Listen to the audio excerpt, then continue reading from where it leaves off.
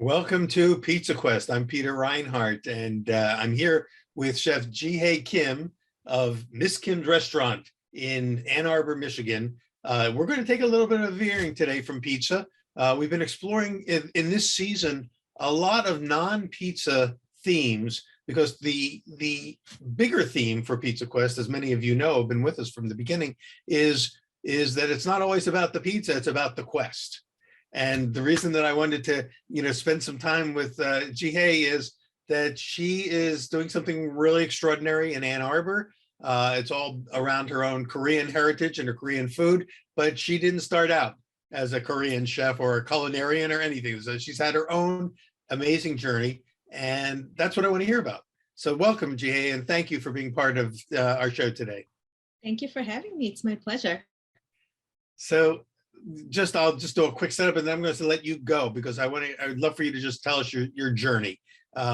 You grew up in well, I think you were born in Korea, but then moved to Canada first, and then eventually were raised in, if I'm not mistaken, like New Jersey. Am I right about that? No, straight to United States. Yeah, New Jersey. So yeah. Oh, okay. Yeah. But you were in Jersey, and then ultimately ended up at the University of Michigan. I did. And you studied some things that were not related to food whatsoever. But so tell us a little bit about sort of that early part and how you ended up at Michigan, and how being at Michigan at UM sort of then led to a couple twists and turns in your own interesting career development. Sure. Yeah, like you said, I was born and raised in Korea. I came to United States, to Garden State, New Jersey, when I was 13. And then I ended up in Michigan because I went to University of Michigan in Ann Arbor. I studied political science and economics, which I would wager has a lot to do with the restaurant industry indirectly. Yes. Yeah. Yeah. Well, you're connecting those dots in your own career, which, as we'll get into a little bit later. But yes, there's no question they're intricately, enmeshed. Yeah, and then I actually didn't stay in Ann Arbor after I graduated. I moved back to New Jersey. I had a full career in hospital administration, working with the patients, doctors, boards, insurance companies. Did that for a while. I ended up moving back to Ann Arbor because when I was in Ann Arbor, I had met a boy, and then I had come back for him. There's always a guy in these stories somewhere. You gotta follow your heart. You gotta follow your heart. Yeah.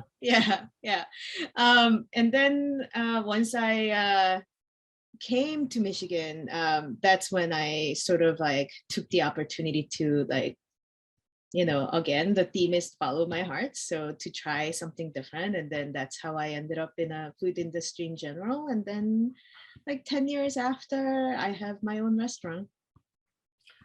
But you didn't, use the sort of the current customary route, which is a lot of people go through culinary school or apprenticed for years in restaurants somewhere else.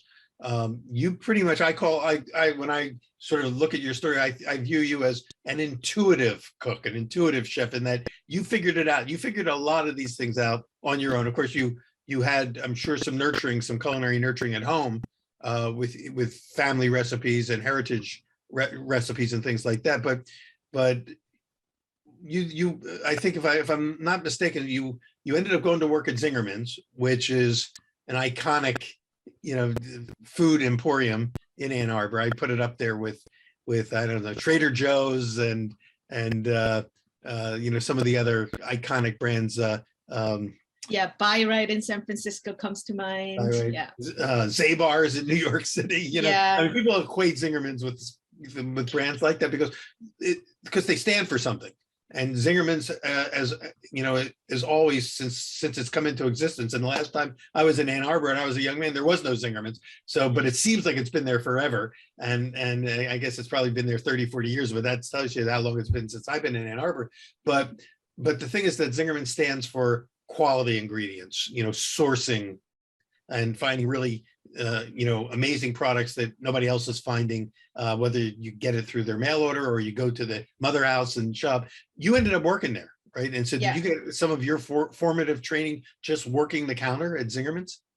Yeah. I mean, like I first want to go back a step and say that Yeah, there was no family heritage recipes that handed out to me, really. because what I did get is a really good palate because my mom is an amazing cook and she's the best cook in the family, but she didn't want to really teach me. She wanted me to have an office job. She didn't want to have, she didn't want me to have a, she didn't want me to have a job where I'm going to be on my feet all day.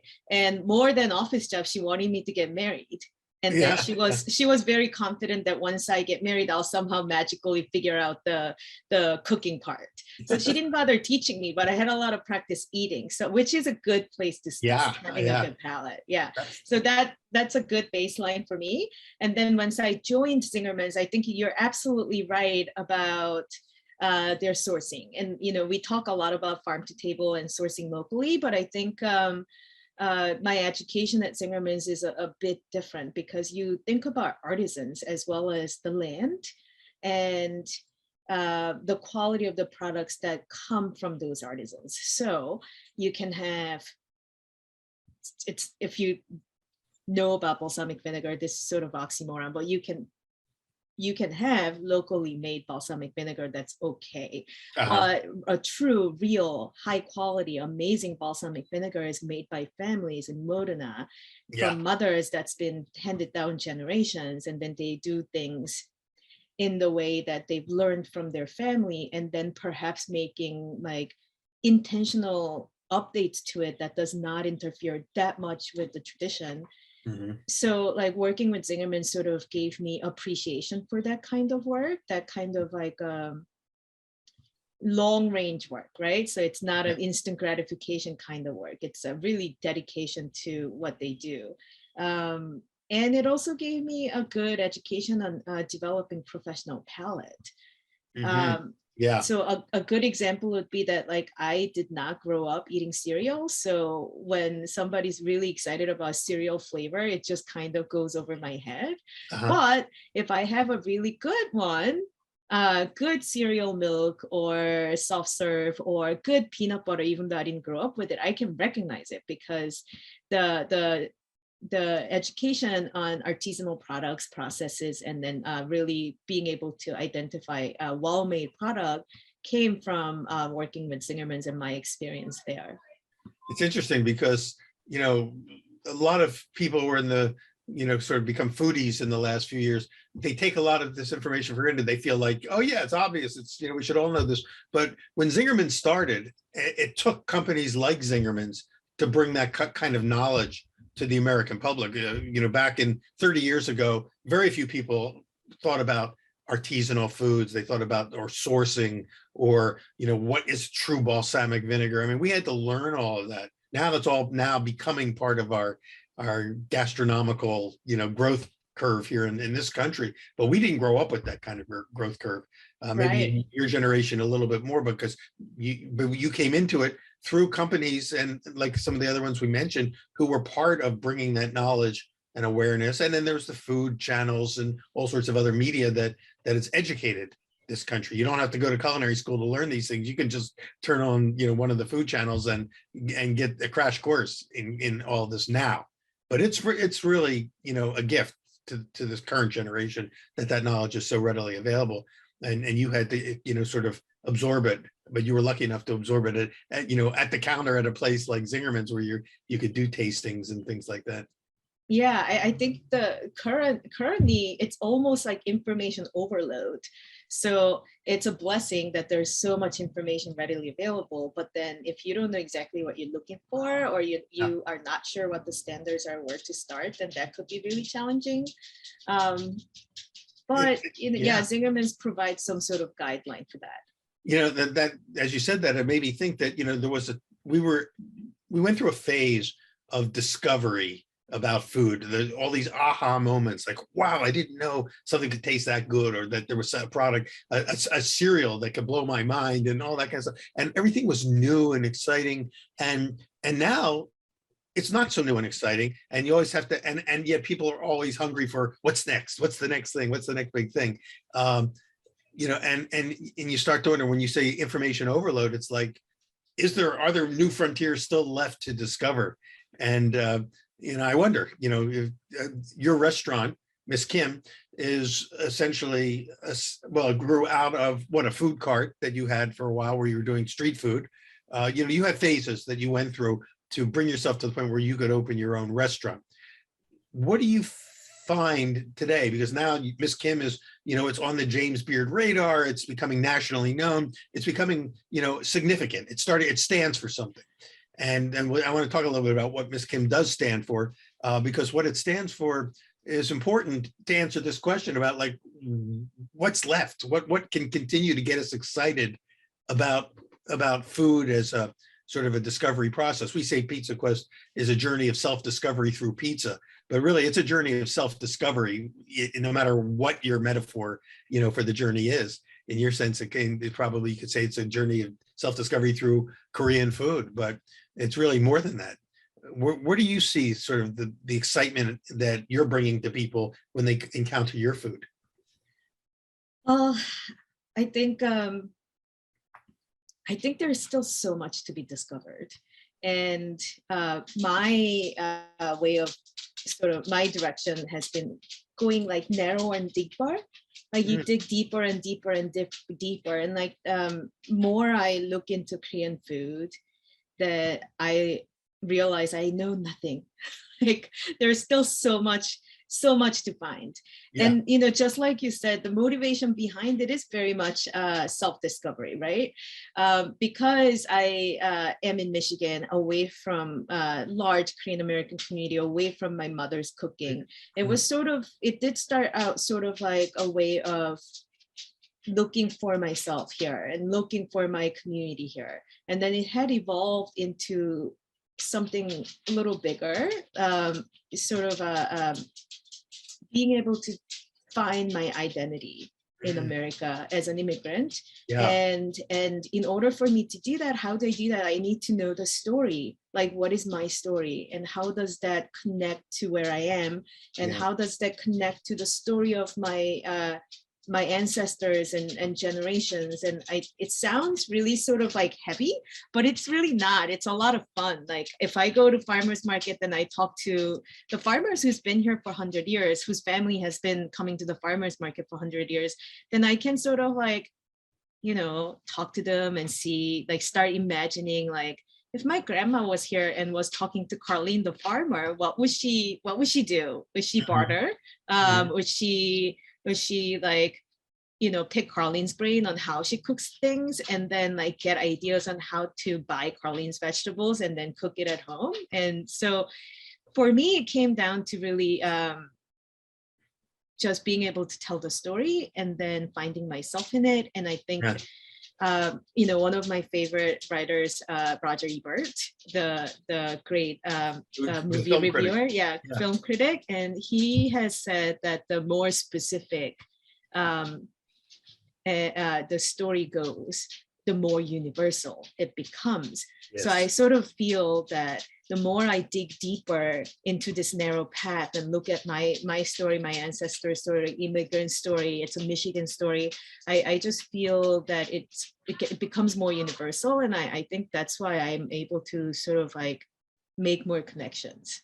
That makes so much sense because, your journey of self-discovery is unique to you and your circumstances and your past and history, but everybody is engaged and that's the premise of Pizza Quest really, is everybody is on a journey of self-discovery through their own unique specifics, but that's the part that's universal, is that everybody is on their own quest. And yes, and the metaphors that guide your quest are, whether it's the like where pizza is mine, maybe kimchi becomes the metaphor for you, but it's a journey that converges for all of us somewhere along the line. And I think you're right, that insight of it being the deeper you go, the more we start to merge with this sort of universals.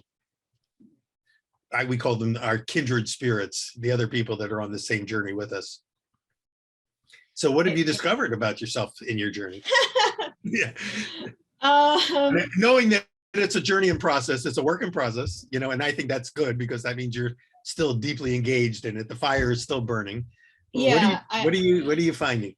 Well, I've already said that I discovered that I don't know much, and Yeah, there's just so much more to learn. yeah. Yeah, and I've also discovered I love the process of that discovery. I am not a Buddhist at all, but there's this story where, like, you know, you are burdened by the world and you have a question that you need answer to, but you cannot figure it out. You go to the temple and you talk to the monk, and the monk says, if you take 1,000 vows, you'll figure it out. So Mm, then you start taking 1,000 vows and 1,000 vows and 1,000 vows. And then the story goes like, while people do that, going through that process of taking 1,000 vows, most people, almost everybody, sort of figures out their own answer. mm, And you know, cooking or running a business or anything I do on the path to self-discovery is sort of like that. Maybe the end goal is not the discovery itself, but when you're in there every day making buns or making kimchi, and then, like, you know, you try to make each step better just little by little every day. And by doing that action, I feel that that's where the discovery lies. mm. Yeah, yeah, and I think that's interesting that the master, the Buddhist master, doesn't have to have the answers for you. He just he just provides a way for you to get your own answers. Yeah, yeah.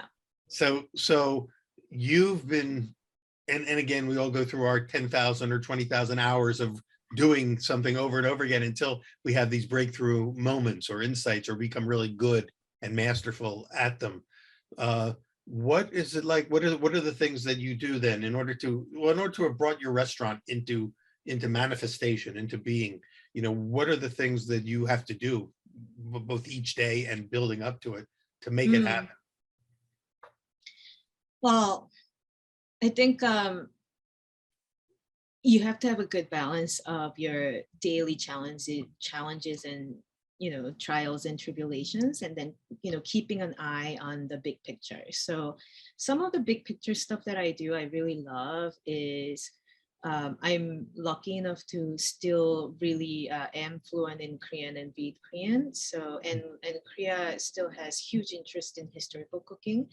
So it was never my plan to go to culinary school. By the time I was done with University of Michigan, I like didn't have the time or the money to Right. go to another college, and I wasn't going to go to a culinary school in Korea, and the culinary school here wasn't going to provide what I wanted, the education I wanted, because I wanted the Korean food education. So I started digging deeper into, you know, the world of Amazon, so to Mhm. speak. And then Yeah. I started ordering books from Korea and then started reading, because I thought, I knew like I wanted to put my own spin on dishes that I grew Uh-huh. up loving. Yeah. But if I were going to do that, I wanted to do it with integrity and respect.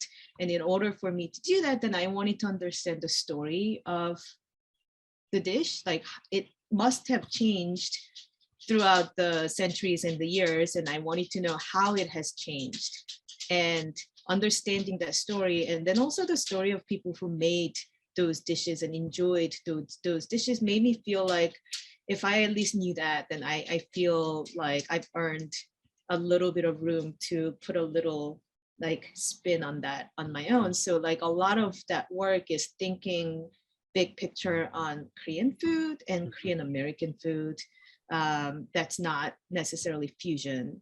And then, so that's the bigger picture work. And I also think about like my identity as a female leader and an immigrant woman, and how that experience reflects into the policies of the restaurant and the company that I run. So that's the bigger picture.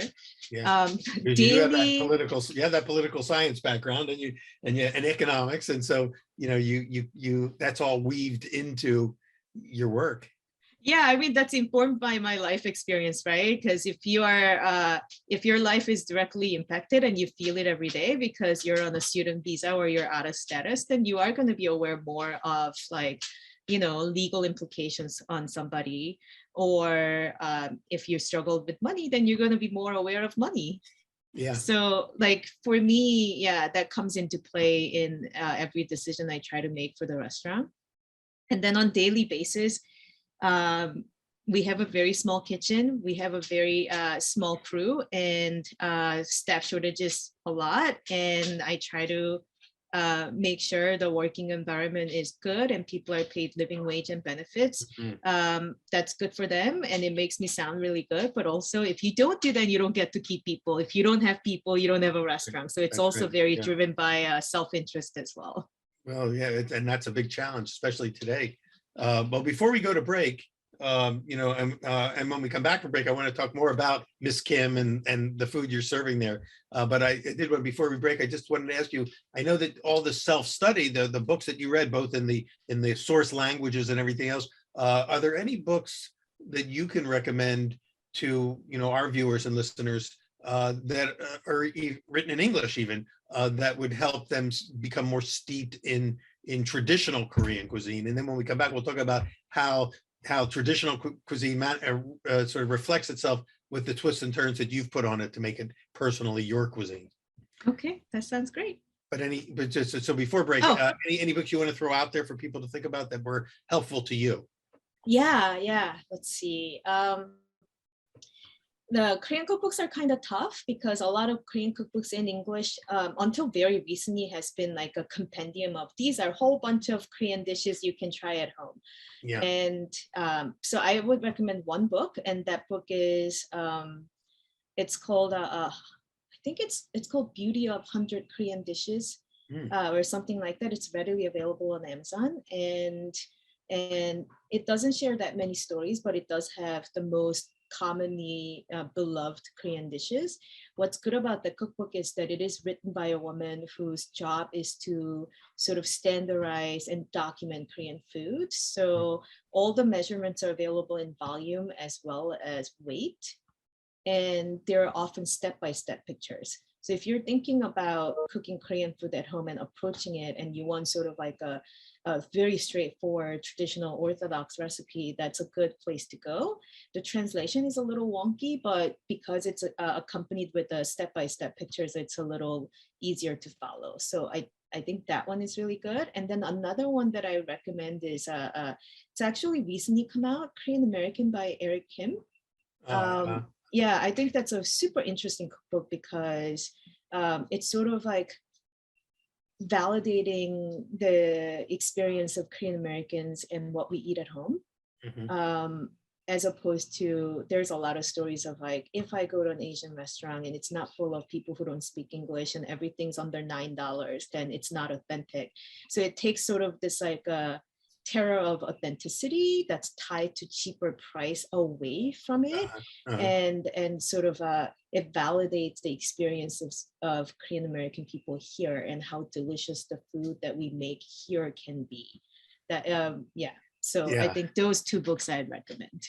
Well, I love Korean cuisine, and I remember getting a tour of Koreatown out just outside of Washington D.C. and I can't even remember the name of the town. I just think of it as Koreatown, and we got to go to a few, terrific restaurants. And again, I don't know if what we were eating then would be considered Americanized versions of Korean classics, or if they were the Korean classics themselves.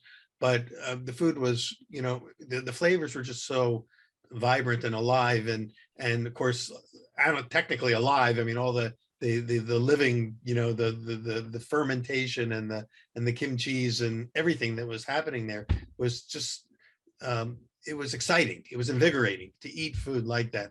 And so, where I live in Charlotte, we have only a couple of Korean restaurants, and probably nothing of the caliber that I was getting up there, or what you're doing where you are. So we want to explore that when we come back from the break.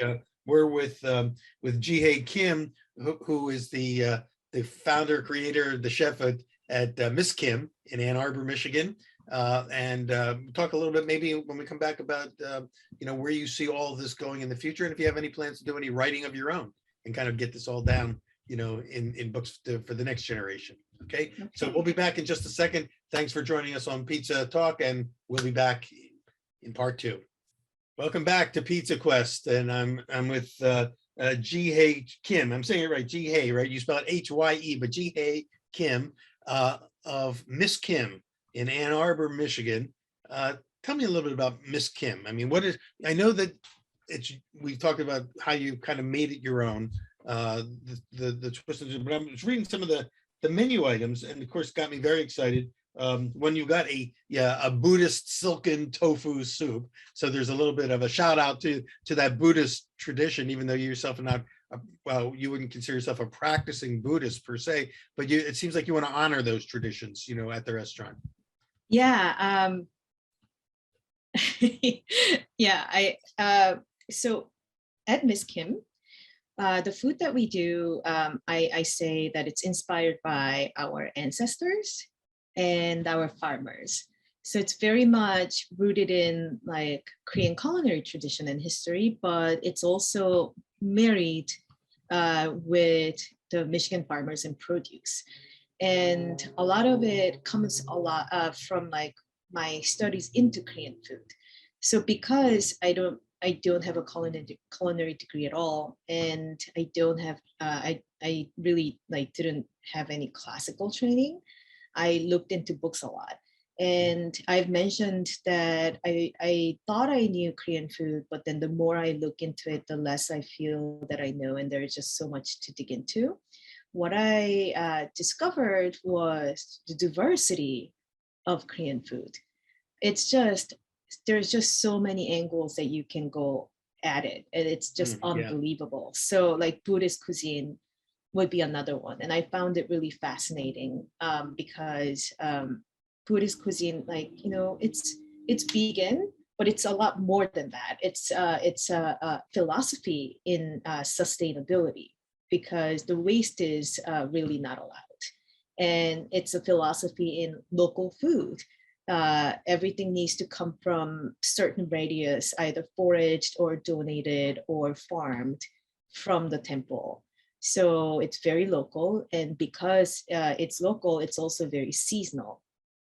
You're not supposed to use this exciting like aromatics. So you're not supposed to use garlic or chives or onions or those allium families. You're not allowed to use because it's considered like too passion inducing. I see. Yeah. Yeah. So then that sort of like creates a section of Korean food. Like most people know Korean food as like a spicy and intense flavors, but then here's this cuisine that's milder and disciplined and really focused on ingredients. So that's why the Buddhist cuisine was also very interesting. And Buddhist cuisine uses a lot more spices than current Korean cooking. For example, they use sansho peppers and Szechuan peppercorns, which is not as widely used in a regular, like everyday Korean cooking. So I get some inspiration from that. I get inspirations from regional Korean cooking. So like, let's take bibimbap, which is like one of the most popular and well-known, beloved Korean dishes. That's sort of the one dish that almost everybody. That's the beginner dish, right? That's a easy there isn't to Korean just food. one. There's not just one version of bibimbap, right? There's I think on your menu you celebrate at least 3 different versions, right? Yeah, Korea's not a big country. I think it's smaller than many United States, definitely smaller than Texas. But it's geographically varied. So it's peninsula, it's like 70% mountainous. So the bibimbap you get in a mountainous area may have mushrooms and dried greens and stuff like that. And bibimbap you get from seaside town will have seaweed and raw fish or fish roe or even cooked fish in it or clams. So even with one dish, you get this beautiful variety and different versions of it. And I wanted to showcase that. So that's where some of the other inspirations come from. So every time I look into Korean food, like, there's so much to draw from. For our listeners who are not that familiar with Korean cuisine, maybe our pizza listeners who are just so focused on the world of pizza that they haven't had a lot of exposure to the Korean, style. What exactly is bibimbap, and what makes it sort of that iconic dish with a lot of flexibility? Well, in that sense, bibimbap sort of kind of pizza. The pizza of So Korea. yeah. So bibimbap is, generally speaking, it's a bowl Mhm, of grains on the bottom mhm. and variety of toppings on top. And it has a red sauce that comes on the side. And you can throw the red sauce and mix everything and eat it together in with all the ingredients in harmony. So that's bibimbap. It's not necessarily set of ingredients. Most typical, well-known bibimbap is modeled after Jeonju bibimbap, which comes from the southern west side of the country, Uh, and that has white rice and various different vegetables, probably anywhere between 3 to 5, and then some beef, either raw or a cooked beef that's chopped so it like mixes well, not a huge chunks, and mhm. then fried egg on top. And then it's served with a gochujang on the side. So this is usually the typical bibimbap you see, especially in United States. But So there's really, many different kinds. this proliferation of bowl cuisine throughout the United States is really just a play off of bibimbap, then, right? I mean, it's sort of That's like draw its connection to that style. I would definitely claim that. Yeah, All right, like good. Good comment. Yeah, yeah, if you had a bowl, that's Korean. I'm just gonna claim that. Yeah. that's it, right? Yeah, and it's become, and obviously one of the reasons why that dish is so popular is because it works as a flavor concept. It delivers tremendous amount of flavor with diverse ingredients, and I think And that's texture, yeah, yeah, every and texture, bite, yeah, yeah. yeah. And a lot of times when I write about food, I'm always talking about whether it works or doesn't. Does it deliver flavor or doesn't it deliver flavor? And that's the key to the whole game. And bowls, if they're constructed correctly with the right balance of flavors, are a wonderful flavor delivery system. Yeah, and I would say also like very balanced in like oftentimes, okay, so when you're building bibimbap, um, you're looking for balance and harmony. So in color and texture and flavor, but also in like nutrition. So it's Mm. not a super heavy dish, yet it has the protein, the carbs, and the vegetables and all the stuff in there. So yeah, yeah, that's totally clear. Yeah. Uh, so um, so when you do your bibimbaps at Miss Kim, what are you, obviously I think you said you're drawing not only on the sort of the traditional idea, but also your relationship with the farmers. So you're bringing in this other thing that's become very popular in this country, which is it took us forever to catch up to the other countries in understanding that we must work with our farmers, and that the cuisine's as much a result of what's being grown around us as it is about the spices and the concept that was in its heritage. Yeah, I think most like I always say Korean food is regional. Korean food needs to be regional. It needs to be really like pay homage to where it's actually being cooked, and then it needs to be seasonal. Um, but that's not unique to Korean food. That's unique to most traditional food, and I would say that was probably the case for United States. Us not doing the not losing connection with the local farmers is Yeah. a very recent thing. It's a 20th century thing. And I am hoping that we are coming back from that. And I mean, it makes sense in terms of flavor because vegetables in season taste vastly better than the vegetables that you just get from a grocery store out of season. The color, it's more beautiful, color is more vibrant. It's cheaper in season if you buy from the farmers, and so it makes an economic sense. So when we do bibimbap at Miss Kim, we sort of try to break the mold of the most popular, well-known version of bibimbap, which the Uh, one that I described, yeah. but sort of go by the different set of rules. So like the set of rules we have is like, does it have 5 colors? Mhm. So those colors are, it's called 오방색. It's 5 colors of the universe. So it's red, yellow, white, green, and black, or like green or blue and black, right? Yeah. So your Yeah. bowl should have lots of colors. Your bowl should have locally sourced stuff. If I am making a Buddhist version, then I would go one step further and make sure that there's no allium put into that. Would there also be no meat? Would the Buddhist version be meatless? Exactly, it'll be Yeah. meatless, and then we'll also have no egg. But then you're extracting most flavor out of what's in that bowl, because we use multigrain, which has more flavor, maybe wild rice from the Midwestern region, and local vegetables and microgreens to make that happen. So we sort of like use ingredients more interchangeably, but we play by our own rules based on what I like took away from studies into Korean food. But also you're a restaurant, and so you have to give the customers what they want and desire. Which versions do you find that, and which dishes that you're making there, aside from the bibimbap, are the dishes that your customers just crave and want more of? Oh, so this is a fun story. So rice cakes is one of the most popular dishes that we have. And when we opened the restaurant 5.5 years or so, before that, I was doing pop-up dinners at a friend's bar, like testing out some of these dishes. And all the Korean friends that I have are like, oh, American people don't like rice cakes. They don't like the texture. They don't like the sort of like soft, chewy thing. Like nobody's gonna buy that dish. And I had a feeling that if it was tasty enough, people will buy it. And it has since become the most popular dish on the menu. Am I saying this right? Is this the one that says, is it Hyokbaki? Am I saying that correctly? Close. Tteokbokki. Say it again. Tteokbokki. Oh, so boki. Yeah, tteokbokki. And I think it's, yeah. And then our step likes to call it boki because it's easier. Yeah, it's definitely easier. Yeah.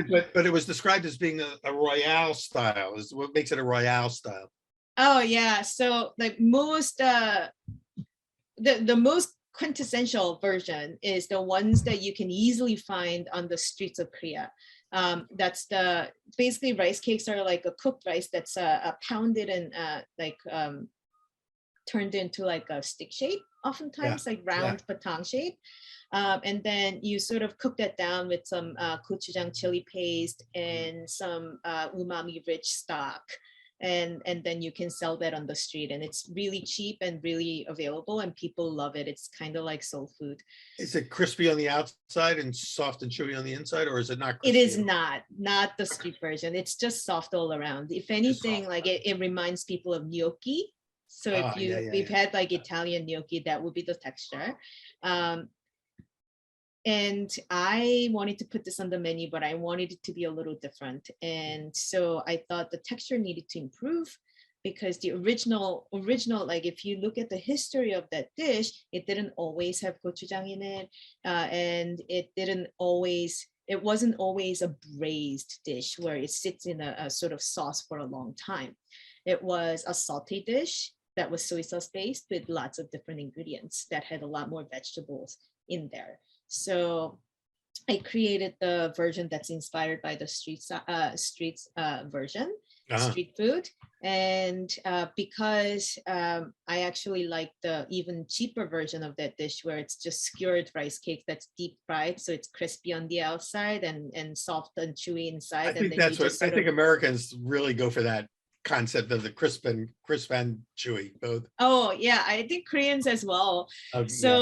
Yeah, that's another universal. yeah. Crispy on the outside, moist and soft on the inside. Yeah, like something about chicken. that combo. Yeah, that's just like intoxicating. Absolutely. So I created a version that has a lot more textural interest to it. It was quickly sauteed rather than braised for a long time. And then because me looking into that dish yielded knowledge into this other dish that's been documented from 18th century. It's known as a palace cooking. It wasn't like street cooking at all. I mean, that dish is such an interesting story where it comes from like soy sauce based pan fried dish with lots of expensive ingredients that the kings and queens loved in the palace, down to after Korean War, it's a braised dish in a completely different sauce with completely different texture, and then not a lot of vegetables and not a lot of meat in it. And it's one of the cheapest you can find in Korea. So I wanted to show sort of like the progression of that dish by presenting like a couple of different versions of it. Cool. Well, and let me see, I think noticed another dish that it caught my attention is this fried caramel broccolini with an anchovy caramel. What do you caramelize anchovies to make this dish work? No, actually, caramelized anchovy is one of my favorite side dishes of Korean food. So Korean table is consisted of like, rice, which is a starch. Maybe it has a soup, maybe it has some meat, but it has tiny little side dishes called Bonchon. And yeah, and that really rounds out the dishes, and there's incredible variety for that. And one of my favorite is the caramelized anchovies. For this dish though, we sort of make a sweeter, reduced down fish sauce based sauce. So it's anchovy based fish sauce that's cooked with dried chilies, garlic, ginger, and some sugar, and then you reduce it down so it's a little more syrupy. And then we put that on a deep fried broccolini, and then have some sort of nuts and the herbs in it. If I had my preferences, I would use peanuts, but peanuts are a pretty severe allergen, so we use cashews instead. Yeah. But this is like a umami bomb. It sounds like. Yeah. If you're drinking beer, this would be really good with it. And, well, you just answered a question for me when you we have a local chain, a Korean fried chicken chain called Bonchon here. But so Bonchon refers to all the side dishes that go around the dish. Is that what you're saying? Yeah, it's sort of a catch-all phrase. And the closest translation would be sides, but banchan so much more than just the side of pickle or side of potato salad.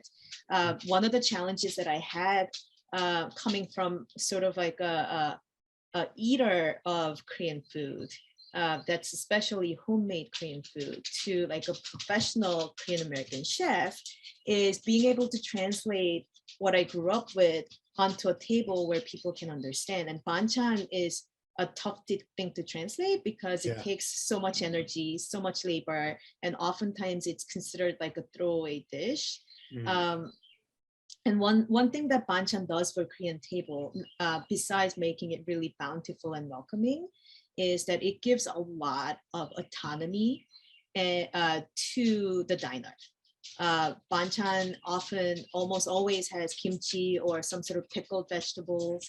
It has different textures and flavors on it. So when you are eating at a more typical Korean restaurant, then you get your entree, but you also get a whole bunch of sides, and then you can create your own bite. That has the acidity and the texture based on how you like it.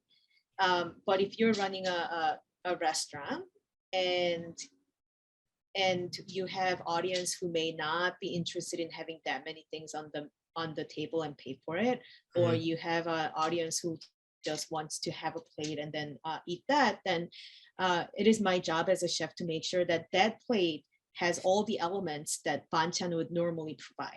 So that's the crunch, that's the acidity, that may be a kick of spice or palate cleansing pickle. So one of the things that I think about a lot is how to translate that experience into like a one plate of food that you can have. Interesting, because I could see myself like ordering a banchan tasting platter, with like 20 different like little bites of everything, and taking a tour basically through the Korean food lexicon. Oh, that is one of my favorite ways to eat Korean food, for sure. Is it? Oh, good. Well, when I get to Ann Arbor and I come to Miss Kim, I want you to take me through one of those tours. I can't wait. And before we run out of time, let me just ask you this. You created Miss Kim as an extension of your work originally with Zingermans. Is Zingermans a partner with you in this? And how did you and Zingermans, how did this come into being in Yeah, in yeah. that relationship? Miss Kim is part of Zingerman's community of businesses, and they are my partner, business partner. So I am considered a managing partner. So I Uh-huh. run day-to-day operation. I have a say in everything. And then I have investing partners in Paul and Ari who founded Zingerman's, and they are my sounding board, my advisors. We make big, important decisions together. We operate under the same set of mission guiding principles, and we have like big goals together. But they will be the first ones to admit that they don't know that much about Korean Yeah. food other than really enjoying it. They're like So you're managing. They're they're like the Danny Meyer of Miss Kim, and you are the chef partner. yes, yes, Are you yes, yeah. located right there in the same location as Zingerman's, or do you have your own separate location away from Oh, the mother house?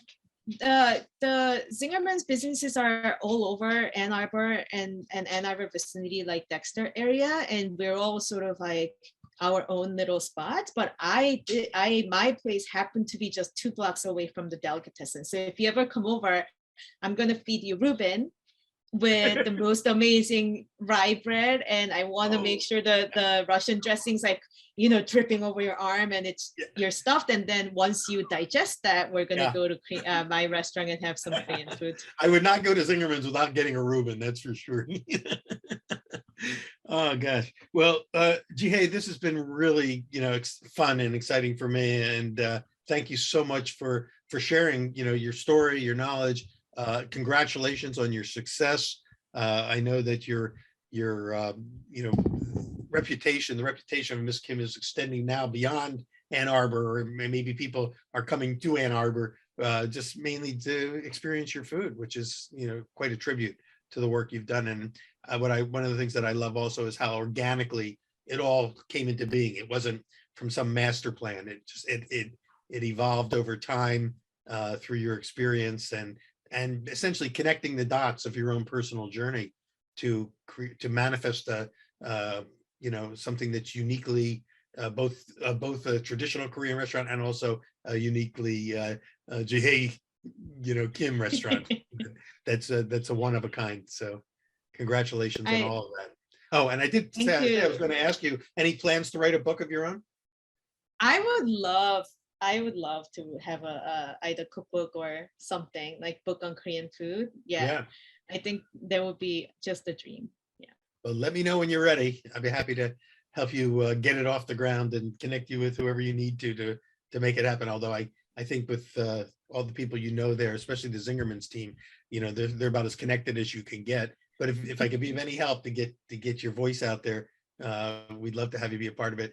And thank you for sharing your quest, with all of our Pizza Quest tribe, and now extended the parameters of what our quest focus is at Pizza Quest. So again, thanks for thank you so much for your kind words. I had so much fun. Thanks for having me.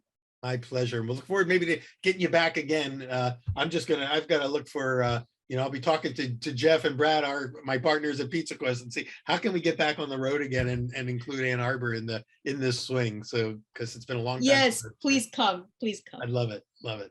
Well, have a wonderful rest of the day. Thank you for all of this. And thank all of you for joining us on Pizza Quest today. And we'll see you at the next episode. Bye-bye. Bye. Thank you.